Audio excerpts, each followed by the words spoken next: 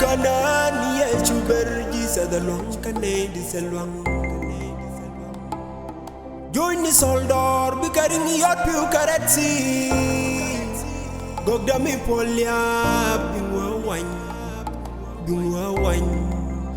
bingwa wany katisin muwali wateka kantawa gora bible chaguk de las che bain pin jente jen welan gwadam yal belun shuloy du kay le dosku baba gwar kus damin changal kene pin iye chijur chulot kun yalu ni jok chite kon ken wan yam chintul walu jok dorar charia wani mi dan wana wani yechu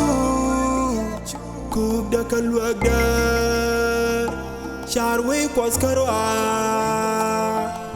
yam chabakan jul chako liu chawaye luin mara shoulder ka ni da kalwagda jaoba lo de jiyeni kun mi nok chan chabana goy chan linglul mi shubu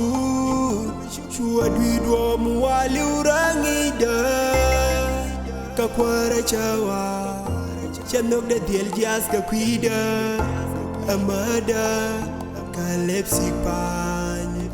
iye tara kul kaliti ngenye jisa da manyu wangju chwara dwal gwora kandam yetek de wijya da gero chara twa tek chengyal bianana obanye yepin kwa mirwa kwenye tek dun pangulwa sher baka kwa kana be pingeju bigwar chandar kanwa ajaw du pol chola belieng shua bain pinya kwara mamwar ka abai du leb niam da benin wili lo chawa nyong me darode do me da dem biye kolwel sin iye chinger nger chi bel chi age kor chi kolor si jopien jokan bianane changura buak pincha mir peda jalun mama ye kawara beni chimuro de tie ne tunyer ka boy gor kawar ye naga ji boy bo the boy ngane ye chukware jimot gadial ti ba gor bo boy ka bolonga ikana bar my gong ni diare bolakwar rejet ka loy len mi jor tele chan gam ke ji kol yera bar my ni di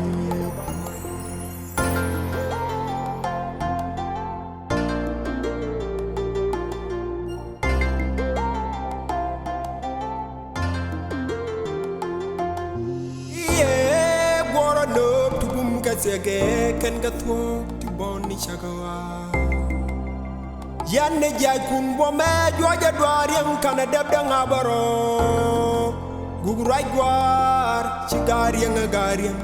ci lol lola del wula biye ko dwal kwiro ko pin roy luti dwal bi ka bum chab chaka cha bom lestol chako jalte ka chegi yena luñ ka dul ca luti jet ben jate chang ca chan ben janga gug right du jas kan kollu bi yang mi yer kan chab do bang ci kante ka loj buñ ni ko yer ka lul jara den bi ye ko way ruñ ni loy de pel mi nga jodu mi ci appel wa ci per yang appel ma la chung ni mi bien ji chang mu wa wodu nen welu chendu jindorar me jay go sin ni chaga wa ci kuray ko loy sin rodroma misel men de dor moy pot lani ala du kabila lada gang yeda ka po cheten labadundu lani ala du kabila lada gang yeda ka po cheten labadundu